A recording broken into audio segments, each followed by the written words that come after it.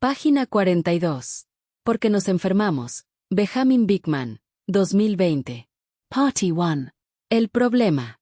¿Qué es la resistencia a la insulina y por qué importa? Capítulo 3. El cerebro y los trastornos neurológicos. Hace apenas 20 años, los textos médicos describían al cerebro como un órgano que no respondía a la insulina. ¿Cómo han cambiado las cosas? Desde entonces, hemos visto una explosión de investigaciones en este campo. Hoy sabemos que la insulina regula muchos procesos en el cerebro, y cada vez descubrimos más evidencia que muestra cómo la resistencia a la insulina amenaza la salud cerebral. Al igual que todas las células del cuerpo, las células cerebrales tienen receptores de insulina, detectan y responden a la insulina, lo que les ayuda a funcionar. La insulina estimula al cerebro a captar glucosa como combustible y ayuda a que nuestras células cerebrales crezcan y sobrevivan. Además, la hormona desempeña un papel en la regulación del apetito y en cómo usamos la energía. Cuando el cerebro percibe un aumento de insulina en el cuerpo, lo que ocurre después de una comida, nuestro apetito disminuye. Debido a sus acciones adicionales en el cerebro, la insulina también modifica las hormonas reproductivas, lo cual exploraremos más adelante. Comentario de TV. ¿Las neuronas dependen de la insulina para utilizar a la glucosa? ¿No son como las células musculares? Las neuronas sí responden a la insulina, pero de manera distinta a las células musculares o hepáticas. En el músculo y el hígado, la insulina es esencial para que la glucosa entre en la célula, porque regula transportadores como GLUT4. Sin insulina, esas células no captan glucosa de forma eficiente. En el cerebro, las neuronas utilizan principalmente GLUT1 y GLUT3, que son transportadores independientes de la insulina. Esto significa que las neuronas pueden captar glucosa incluso sin señal de insulina. Sin embargo, la insulina en el cerebro no es irrelevante. Regula procesos como la plasticidad sináptica, la memoria, el aprendizaje, el apetito y la supervivencia neuronal.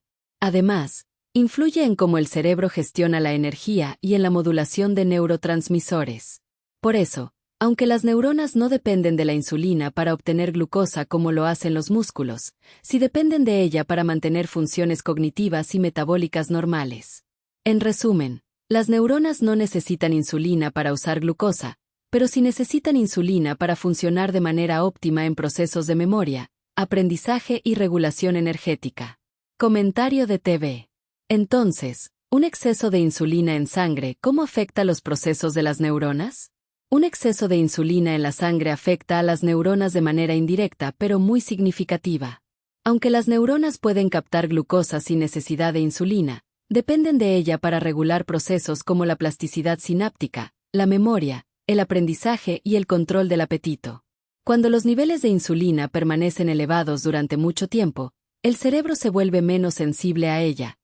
Esto se conoce como resistencia cerebral a la insulina. En ese estado, las neuronas dejan de responder adecuadamente a las señales de insulina, lo que provoca varios efectos. Se deteriora la capacidad de aprendizaje y la formación de la memoria.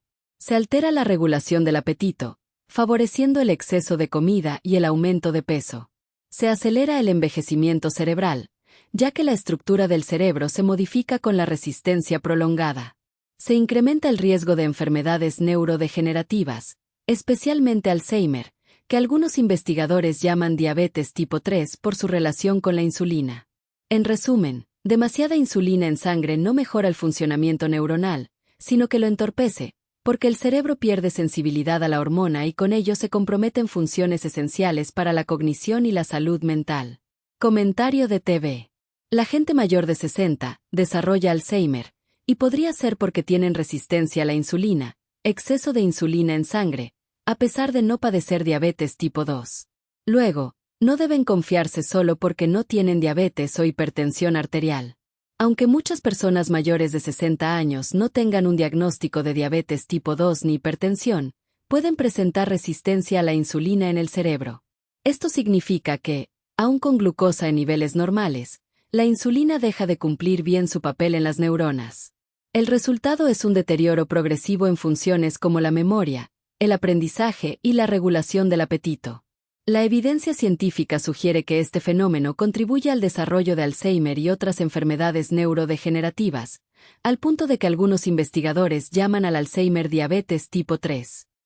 Es decir, el exceso crónico de insulina en sangre, incluso sin diabetes manifiesta, puede ser suficiente para alterar la fisiología cerebral y acelerar el envejecimiento del sistema nervioso.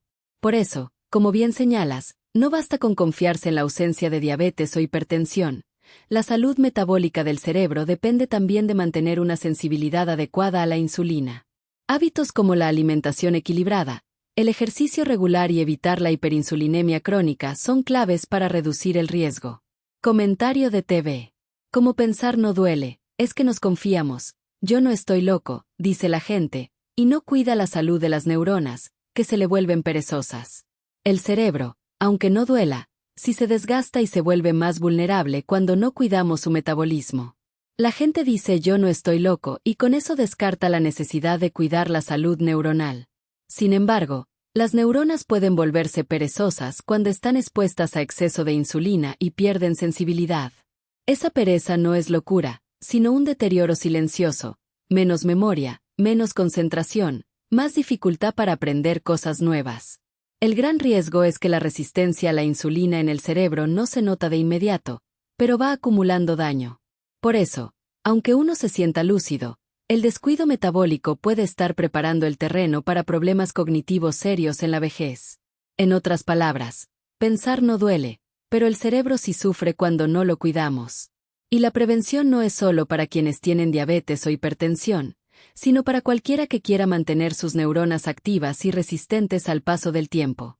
El autor escribe: más aún, la insulina cumple una función importante en el aprendizaje y la formación de la memoria.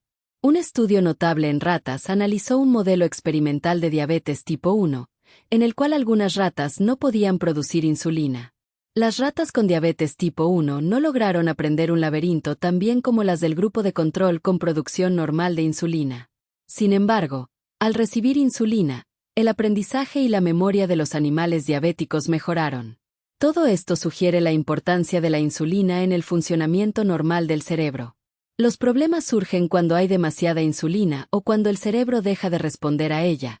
En otras palabras, cuando el cerebro se vuelve resistente a la insulina.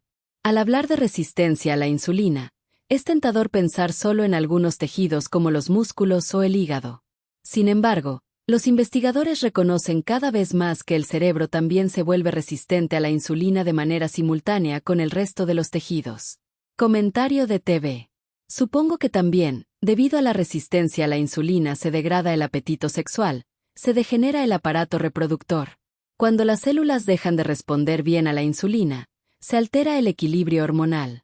En el hombre, puede disminuir la producción de testosterona y afectar la calidad del esperma.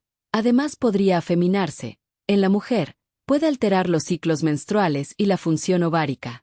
Además, la insulina elevada interfiere con otras hormonas reguladoras del deseo sexual, como las gonadotropinas y los estrógenos. Por eso, aunque alguien no tenga diabetes diagnosticada, la hiperinsulinemia crónica puede traducirse en pérdida de apetito sexual, disfunción eréctil, irregularidades menstruales o infertilidad. Es un recordatorio de que la resistencia a la insulina es un problema sistémico. No se limita al metabolismo de la glucosa, sino que afecta al cerebro, al corazón y también al aparato reproductor. En síntesis, la insulina excesiva vuelve perezosas no solo a las neuronas, sino también a las células reproductivas, degradando funciones vitales que muchas veces se pasan por alto. El autor escribe: además, la estructura cerebral requiere una sensibilidad saludable a la insulina. La resistencia prolongada a la insulina altera físicamente el cerebro.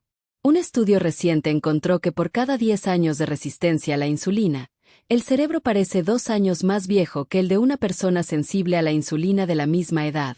Como consecuencia evidente, la función cerebral normal se ve afectada. Una menor respuesta a la insulina puede llevarnos a comer en exceso, contribuyendo al aumento de peso. También compromete nuestro aprendizaje a corto plazo y puede dañar la memoria a largo plazo. Este vínculo entre la insulina y el cerebro tiene importantes implicaciones para nuestra salud y nuestra capacidad de vivir de manera independiente. No solo eso, La resistencia a la insulina puede infligir un daño profundo en la fisiología cerebral, aumentando el riesgo de desarrollar enfermedades graves relacionadas con el cerebro. En este capítulo, examinaremos la relación entre la insulina y las enfermedades del cerebro y del sistema nervioso central, comenzando con la más común, la enfermedad de Alzheimer. Página 43.